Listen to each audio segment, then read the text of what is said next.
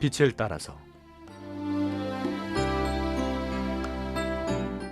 빛을 따라서 매주 화요일 이 시간에는 서대문교회 최종태 목사님께서 말씀 전하십니다.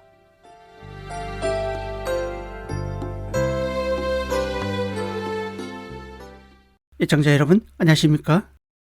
지난 시간에요, 연대기 성경 읽기란 큰 제목을 가지고 계속 상고해 보겠습니다.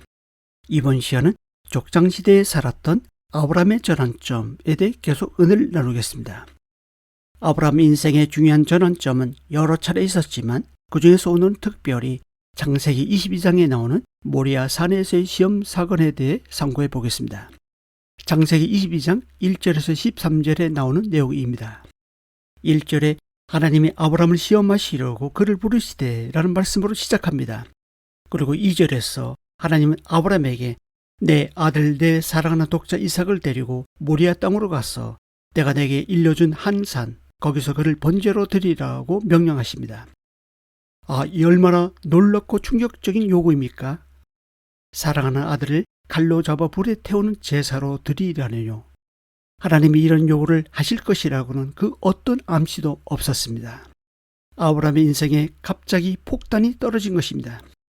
마치 새벽 3시에 다급하게 울리는 전화벨 소리와도 같습니다. 시끄럽게 울리는 전화벨 소리는 단잠을 뒤흔들 뿐 아니라 평화로운 세상을 산산조각 내버립니다. 이 명령에는 우리가 이해할 만한 것이라고는 하나도 없습니다.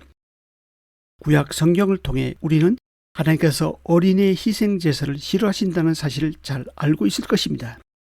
일부 이교도 문화 속에서는 이러한 일이 자영되었지만 하나님은 이 행위를 혐오하십니다. 하나님은 이삭의 생명을 취할 의도가 전혀 없으셨습니다. 다만 그를 시험하시는 것뿐입니다. 그러나 아브라함이 하나님의 지시를 들었을 때 당시 느꼈을 마음의 고통은 얼마나 컸을까요? 이삭을 바치라는 하나님의 명령에 너무나도 놀라 정신을 잃고 그 자리에서 바로 주저앉았을 것입니다. 예리한 칼로 가슴이 난자당하는 듯한 아픔을 느꼈을 거예요. 2절에 나오는 이삭에 대한 표현이 너의 아들 내 사랑하는 외아들 이삭을 데리고 등 점점 구체적이 될 때마다 아브라함의 고통은 더 가중되었을 것입니다. 25년 동안 기다려 얻은 아들입니다. 아브라함이 노년에 얻은 지극히 사랑하는 아들입니다. 자신의 절망과 슬픔을 기쁨의 웃음으로 바꿔준 바로 그 약속의 아들입니다. 아브라함에게는 모든 희망이 걸려있는 아들입니다. 그런데 그 아들을 바치라네요. 어이가 없고 정말로 믿을 수 없습니다. 기가 막힐 노릇입니다. 그러나 이것은 테스트였습니다. 물론 아브라함은 이것이 시험인 줄을 전혀 몰랐지만 말입니다. 지금 하나님은 아브라함의 믿음을 성장시키기 위해 시험하고 계십니다. 이제 3절부터 보면 끔찍한 여행이 시작됩니다. 목적지에 도착하는 순간 여러분의 사랑하는 아이의 목숨도 끝장나는 그런 여행을 한번 생각해 보십시오. 부엘세바에서 시작된 이 여행길은 대략 3일 길 가야 했습니다. 얼마나 고통스러운 3일 길이었을까요? 하나님은 아브라함에게 도중에 잠깐 생각하고 또 결정을 바꿀 만한 시간을 주기 위해 일부러 먼 길을 계획했는지도 모릅니다. 그러나 아브라함의 반응은 참으로 놀랍습니다. 하나님이 지시한 산으로 가라고 했을 때 그는 주저하지 않고 신속히 행동했습니다. 그는 아침에 일찍이 일어나 번제에 쓸 나무를 쪼개어 가지고 두 종과 함께 이삭을 데리고 바로 떠났습니다. 동사가 계속 반복되는 것을 보는데 이것은 주저함이나 망설임 없이 즉각적으로 순종했다는 것을 말해줍니다.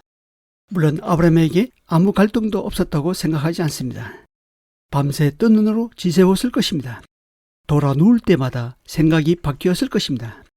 그러나 아브라함은 긴 밤을 지나 순종하기로 결단했다는 것입니다. 자식보다 하나님을 더 존중하기로 결단했습니다. 이해가 되지 않더라도 하나님만을 따르기로 결정했습니다. 중요한 것은 생각은 하루에도 수도 없이 바뀌지만 최종적으로 결정되는 것이 결국 행동으로 나타난다는 것입니다. 야고보서에서도 믿음은 반드시 행동으로 나타난다고 증거합니다. 마태복음 21장 28절에서 32절에 나오는 두 아들이 좋은 예입니다. 어떤 사람에게 두 아들이 있었습니다. 맏아들에게 오늘 포도원에 가서 일하라고 했더니 아버지 가겠나이다 하고는 가지 않았습니다. 둘째 아들에게도 그와 같이 시켰더니 실수이다 하고 대답했다가 그 후에 뉘우치고 갑니다. 예수님은 모인 무리들에게 그 둘 중에 누가 아버지 뜻대로 하였느냐라고 물으셨습니다. 무리들은 둘째 아들이라고 대답합니다. 결국 아브람처럼 최종적으로 결정하는 행동이 곧 그 사람의 믿음임을 알 수 있습니다.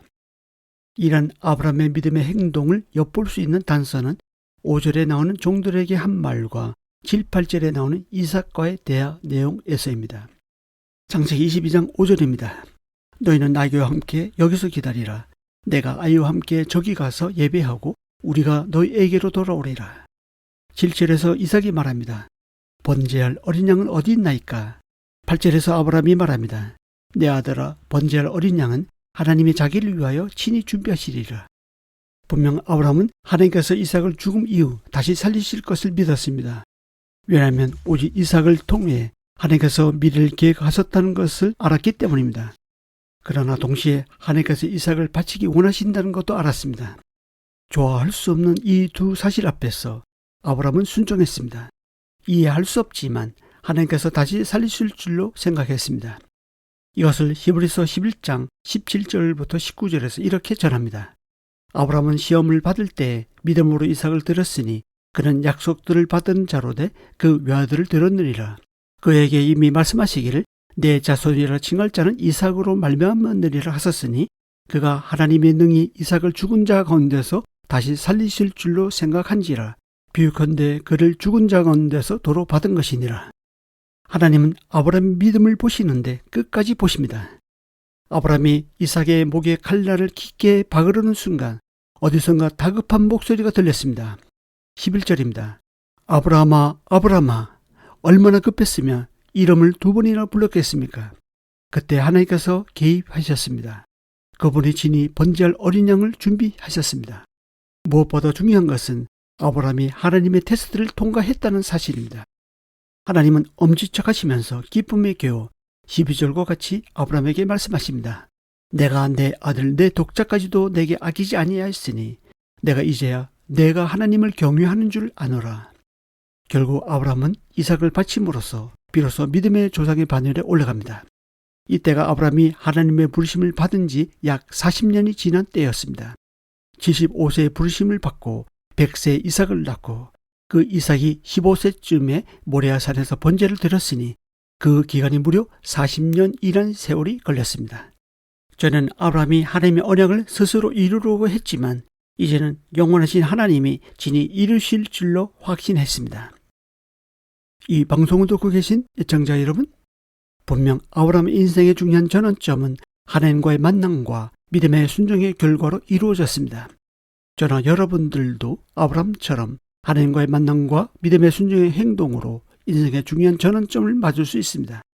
아브라함처럼 하나님을 만나십시오. 그리고 약속의 말씀을 믿음으로 받아들이십시오. 그러면 여러분의 인생도 아브라함처럼 인생 역정되는 경험을 하게 될 것입니다. 감사합니다.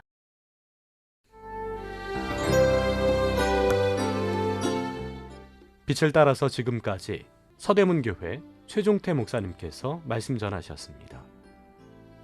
오늘 말씀 들으시고 신앙생활에 도움받기 원하시는 분들 지역번호 02-3141-5853 3141국에 5853번 서대문교회로 전화하시기 바랍니다.